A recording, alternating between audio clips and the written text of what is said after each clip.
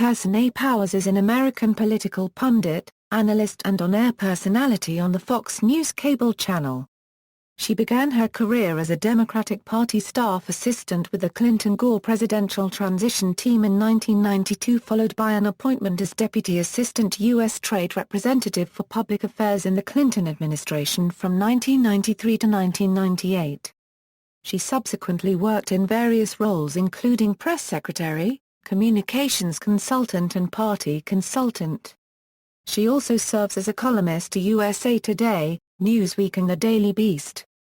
Powers wrote a column for the American Prospect and her numerous articles have appeared in USA Today, Elle, The New York Observer, Salon, and The Wall Street Journal. In 2005, journalist Ben Smith wrote that Powers was emerging as one of the Democratic Party unregistered trademark's national voices. Early life and education: Powers was born and raised in Fairbanks, Alaska. Her parents were archaeologists, with Irish-American heritage. She credits her interest in politics and debate with being expected to state and defend my positions on the issues of the day every night at dinner. She graduated from the University of Maryland and attended Georgetown University Law School for a year and a half. Career: Powers served in the Clinton administration as the Deputy Assistant U.S. Trade Representative for Public Affairs and was the Vice President for International Communications at America Online. Later she was a Vice President at the AOL Time Warner Foundation.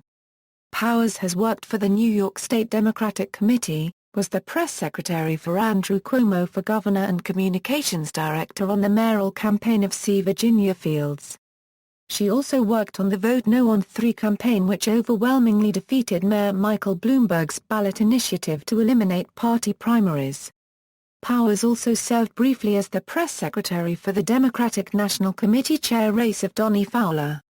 She is consulted for a variety of non-profit organizations including Human Rights First and the National Council for Research on Women.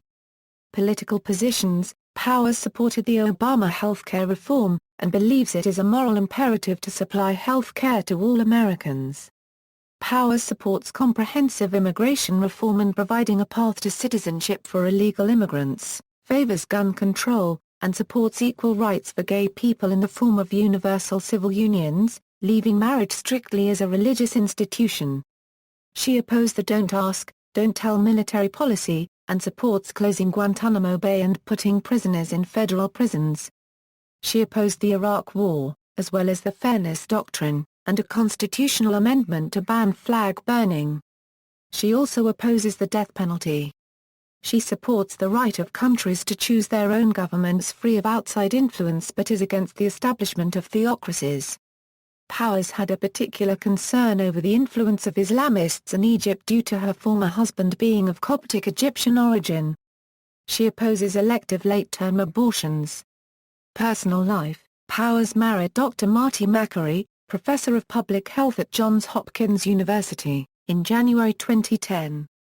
Powers briefly dated former Congressman Anthony Weiner in 2002, and remained his close friend after their romantic relationship ended.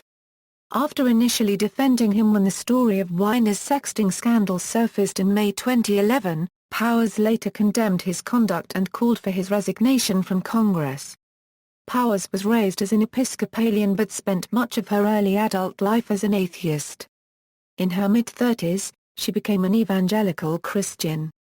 The process of conversion began when she dated a religious Christian man, who introduced her to the Redeemer Presbyterian Church in New York City and the teachings of its pastor, Tim Keller, and culminated in an experience in 2006 when, during a trip to Taiwan, she believes that she was visited by Jesus. She has called her conversion a bit of a mind-bender due to her political beliefs and former atheism, and prefers the term Orthodox Christian over evangelical to describe herself, given the cultural baggage around the word evangelical. She has said that the biggest impact her newfound religiosity had on her political beliefs was that she came to view everyone as God's child, and that means everyone deserves grace and respect. References: External links: The Daily Beast column, USA Today column, The American Prospect column, New York Post column, The Wall Street Journal column, Salon column, The Washington Spectator column, The Huffington Post blog entries,